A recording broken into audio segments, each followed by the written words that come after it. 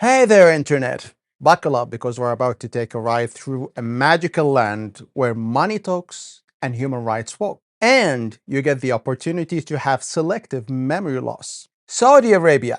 I'll be your guide on this journey, swapping my usual Arabic for English. Because let's face it, sometimes you need to scream in another language in order to be heard. Even if you'll sound like Google Translate had a love child with Borat. So, grab your digital passports because we're about to dive into a pilgrimage where what happens in Mecca is supposed to stay in Mecca or else.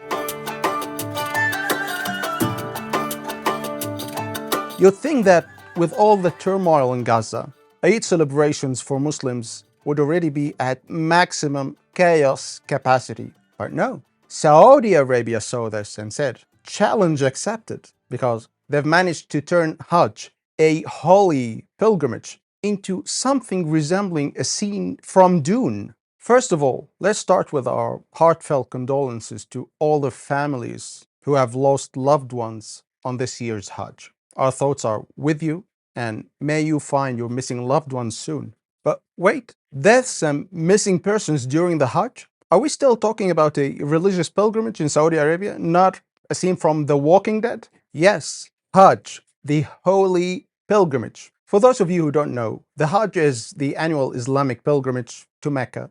It's one of the 5 pillars of Islam, a spiritual journey that every able-bodied Muslim who can afford it is supposed to make it at least once in their lifetime. It's supposed to be a time for reflection, unity, equality, and connection with the divine. Sounds nice, doesn't it? Well, apparently the Saudi government looked at this 1,400 years old tradition and thought, you know what it needs? A sprinkle of human rights abuses, a dash of criminal negligence, and a good old-fashioned capitalism. So let's just back up a bit and look at how we got here. The Saudis and their quest for efficiency have come up with a nifty little system. You see, it's not enough anymore just to turn up in Mecca with faith in your heart and a prayer on your lips. No, you have to be registered in the system. Capital T, capital S. It's like Facebook for pilgrims. Only instead of likes, you get the privilege of not dying from heat stroke. And in order to register, you have to pay a lot of money. If you are a Saudi citizen living in Mecca, right next to the holy mosque, and praying there every day of the year for free, unfortunately for the Saudi government, of course, you're not allowed to perform Hajj until you pay at least $1,000, including taxes. Yes, now in Saudi Arabia, they tax worship. Sorry, you have to pay in order to be able to worship. Yes, and it gets even better. This year, Saudi Arabia introduced a VIP system for the Hajj because nothing says spiritual equality like a tiered pricing system for religious obligations.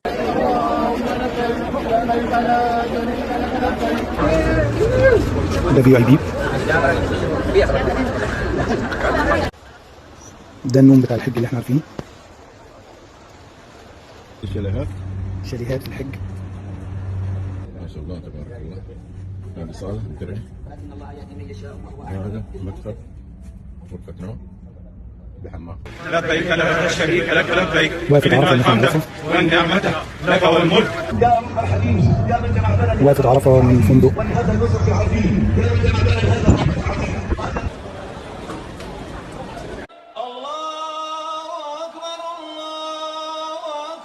رمي الجمرات العادي.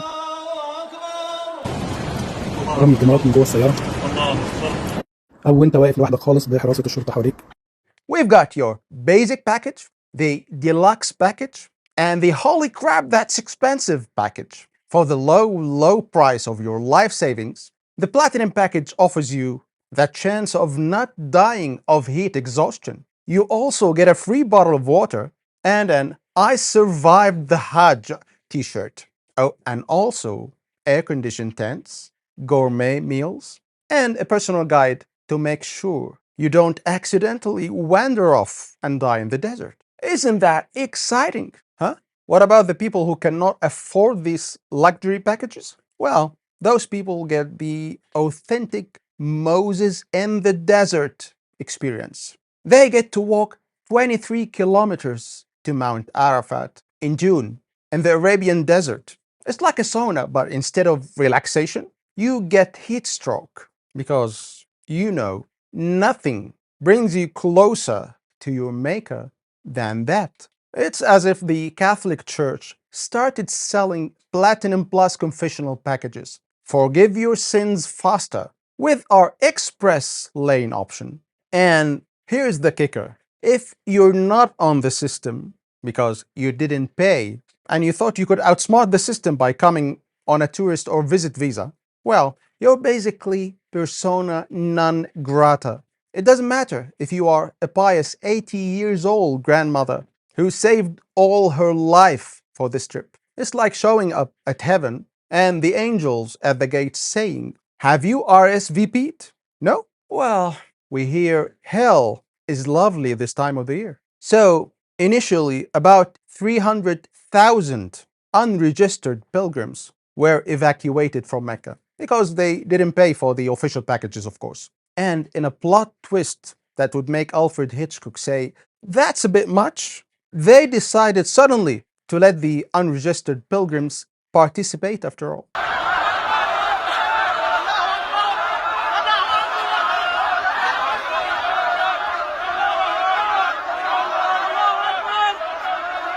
Sure, come on in, but you'll have to walk, and you're not allowed to use any transportation. Also, we won't be providing any water or medical care. But hey, at least you're here, right? It's the ultimate test of faith. If you survive, congratulations. You've pleased Allah. If not, well, I guess it just wasn't meant to be. It's the kind of hospitality you'd expect from a serial killer, not a holy site. Now, I know that some of you might be thinking, well, isn't this a bit un-Islamic? Well, fear not. The Saudi government has a crack team of religious scholars on hand to justify every decision. Can't afford the Hajj fees? That's because you're not trying hard enough to save. Died of heat stroke because you didn't have access to basic services? Clearly, it was your time to go. It's theological gymnastics at its finest. These scholars could justify a ham sandwich at a bar mitzvah. Now, you might be thinking, surely the Saudi government, which has been running the Hajj for years now, must have some sort of plan to deal with the extreme heat. For reference, the average temperature in Mecca in June is around 109 Fahrenheit or 43 Celsius. That's not weather. That's a bloody pizza oven. Well, the Saudi government's plan seems to be what I like to call the thoughts and prayers approach. As in, we've thought about providing adequate water and medical care, and we're praying no one notices we didn't. And of course, it worked about as well as you'd expect. Over 1,000 pilgrims died of heat exhaustion, and hundreds more got lost in the desert. It's as if the Saudi government looked at the story of Moses leading his people through the desert for 40 years and thought, you know what? Let's recreate that, but make it deadlier and more efficient, with more casualties and less divine intervention. But don't worry, the Saudi Ministry of Health has assured us that there have been no unusual fatalities this year. I'm sorry, what? Hundreds of people dropping dead of heat stroke is natural? Is this the Hajj or Hunger Games Mecca edition? What exactly would be considered unusual in Saudi Arabia? The dead rising from their graves and doing the Macarena? Apparently, hundreds of people dying from entirely preventable causes is just another Tuesday in Saudi Arabia. But wait, it gets better. The Saudi government is actually blaming the victims. They say, well, if they had just registered properly, this wouldn't have happened. I'm sorry, but since when has the punishment for improper paperwork been death by dehydration? And let's not forget the hundreds of pilgrims who got lost in the year 2024 in the age of GPS. and smartphones. How does this even happen? Families were desperately posting on social media begging for help to find their loved ones. It was like a city-wide game of hide and seek, except the stakes were life and death. Fun for the whole family. The thing is, this year there were about 1.8 million pilgrims. That may sound like a lot, but in 2019, before COVID, there were 2.5 million, and somehow they managed without this level of disaster. It's almost as if, and I know this is a wild theory, as if the problem is not the number of pilgrims, but the breathtaking incompetence of those who manage them. And the funny thing is, the Saudi government is touting this as a success. They're patting themselves on the back for their excellent organization. Well, I'm sorry, but if this is excellent organization, I would hate to see what they would consider a disaster. But here's the thing that really gets me. This isn't even the first Hajj disaster in recent memory. In 2015, over 2,000 pilgrims were killed in a stampede, and a crane collapsed on the Grand Mosque 2 weeks before that, killing over 100 people. You'd think after something like that, they would, I don't know, try to make things safer. Incidents during the Hajj are nothing new, but since King Salman took over, it's as if the Saudi government decided to see how much worse they could make things. It's not just accidents anymore. It's a full-blown disaster movie directed by Michael Bay. And do you want to know the best part? Their response to these tragedies is always the same. It's either it was God's will or it was Iran's fault, because apparently Iranian pilgrims are solely responsible for a stampede that killed people from over 30 different countries. It's like blaming a traffic jam on the one guy who forgot to use his blinker. And it gets even worse. It seems the Saudi government has taken a bold new approach to tourism. Instead of what happens in Vegas stays in Vegas, they've gone with what happens in Mecca. Better not leave Mecca or else. Apparently, they're not big fans on the share button on social media. Who knew? It's like they have created a real-life version of Fight Club. First rule of Hajj, you do not talk about Hajj. Second rule of Hajj, you do not talk about Hajj. But wait, it gets better. They're not just content with silencing pilgrims. No, they've decided to play a twisted game of hot and cold with people's lives. Oh, you want to help that person dying from heat exhaustion? Sorry, that's a big no-no.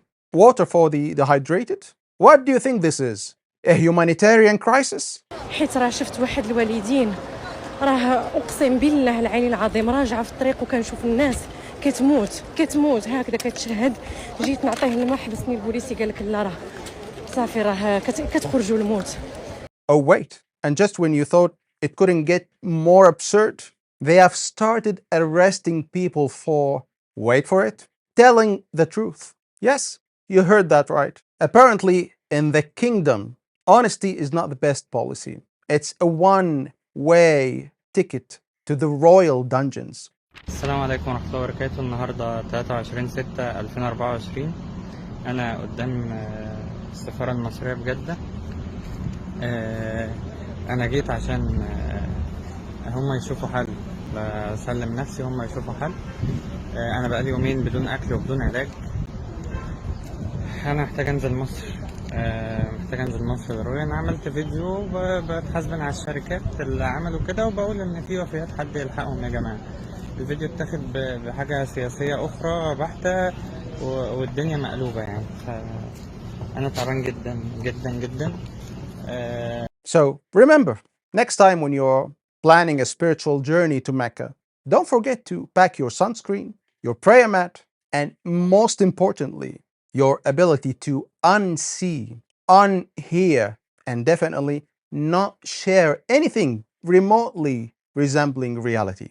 After all, what's a pilgrimage without a little government-mandated selective amnesia? But wait, the plot thickens. It seems the Saudi government has discovered a new national pastime. playing catfish on an industrial scale. They have assembled a veritable army of keyboard warriors armed with fake accounts and bots, ready to flood the internet with more spin than a laundromat during spring cleaning. These digital Pinocchios are out there telling everyone that the Hajj was smoother than a freshly waxed palace floor. They are painting a picture so rosy it makes Disney endings look grim in comparison. It's like they're trying to gaslight the entire internet into believing that what didn't happen happened and what happened didn't happen. Talk about your alternate facts. And the cherry on the top of this propaganda sundae, they're claiming that the Saudi people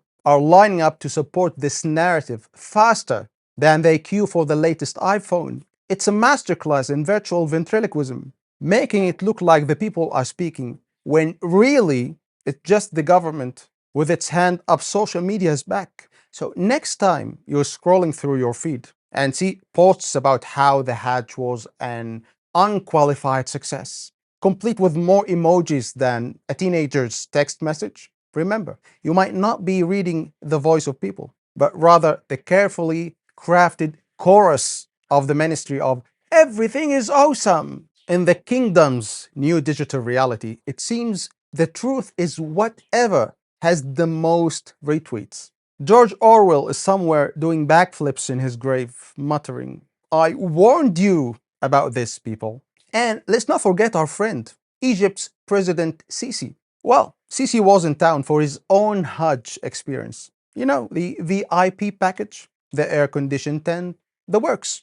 And boy, was he impressed. He couldn't stop praising the Saudis for their impeccable organization, which is a little bit like complimenting the Titanic on its excellent navigation.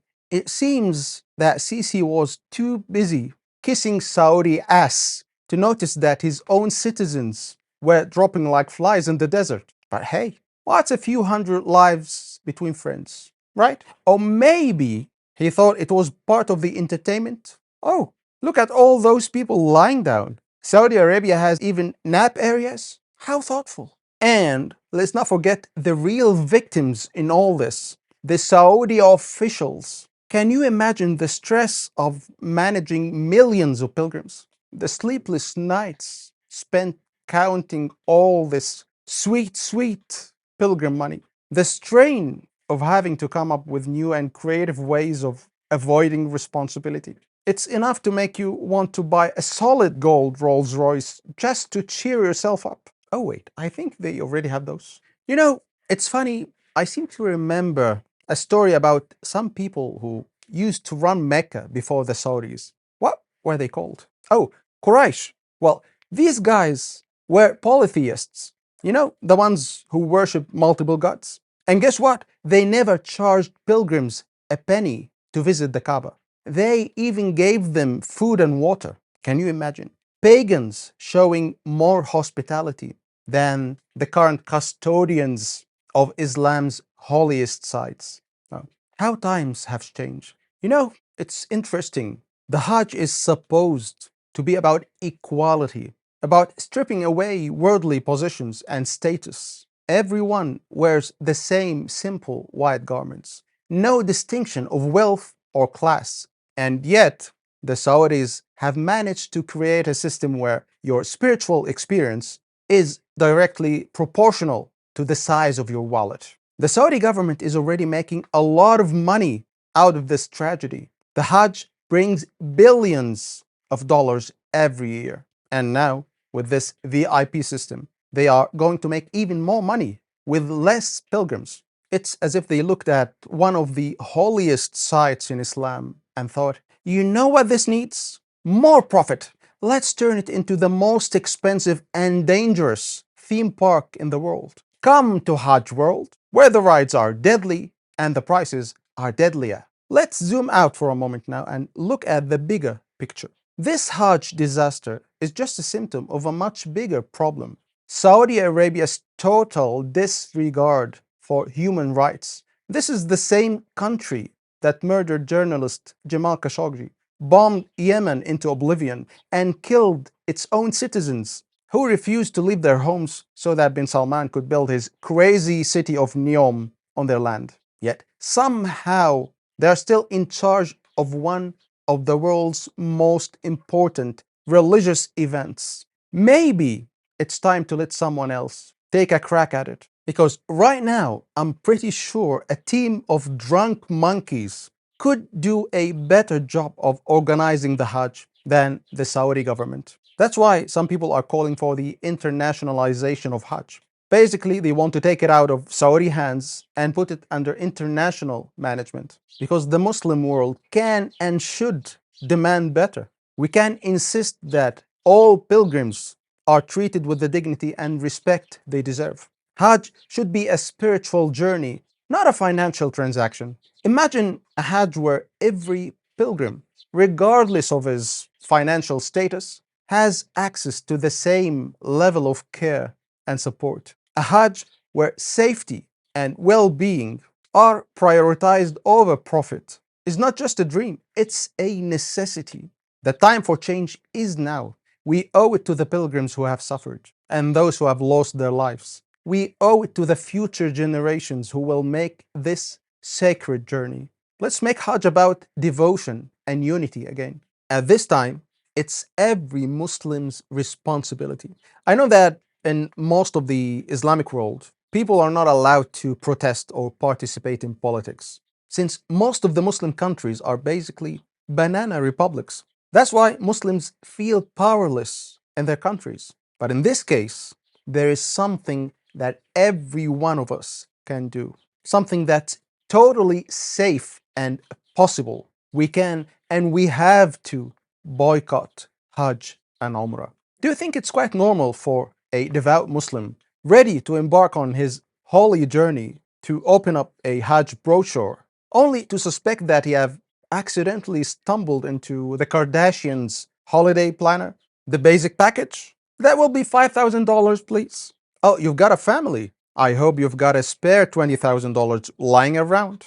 And if you want the VIP treatment, you know, the ones where Allah gives you a personal high five, that'll cost you $10,000 per person. Since when has Allah become a luxury brand? The twist? All that money isn't going to feed the hungry or clothe the poor. No, it's funding a regime that treats pilgrims like walking cash machines. It's as if they have turned Mecca into a holy Las Vegas, minus the Elvis impersonators. Although I wouldn't put it past them at this stage. So here's a wild idea. Instead of funding this spiritual Disneyland, why not use that cash to actually help people? Feed the hungry, house the homeless. You know, the stuff that actually makes a difference. And let me be blunt. I personally believe that Hajj or Umrah under these conditions is haram. It is definitely a sin to give this absurd amount of money to a regime that will use this money to oppress and murder others. It's only common sense that it is the duty of every Muslim to boycott Hajj and Umrah until the holy places in Mecca are free for all Muslims. Do you know that currently you're not allowed to make dua for people being killed in Gaza right now? Because this is politics. And Hajj is just spiritual tourism now. It's not worship anymore. But if you insist on supporting murderers with your money, that's your choice. And if you're planning your Hajj for next year, make sure you have deep pockets, a high tolerance for heat, and maybe a really good life insurance policy. And if all else fails, just remember, it's all a part of God's plan. A very, very badly executed plan. And now, this. High survival kit, it's the way to go. Don't let the heat bring you down. Oh no, no, no. For just 10 grand, you'll be feeling grand with water fan and GPS in hand. Don't get lost, don't get fried. With our kit, you'll take it in stride. High survival kit, yeah. Cause the Saudis won't admit, yeah, that you need more than faith to make it through. So do it yourself, it's up to you. Order now, don't you wait. Get a free t-shirt, ain't that great?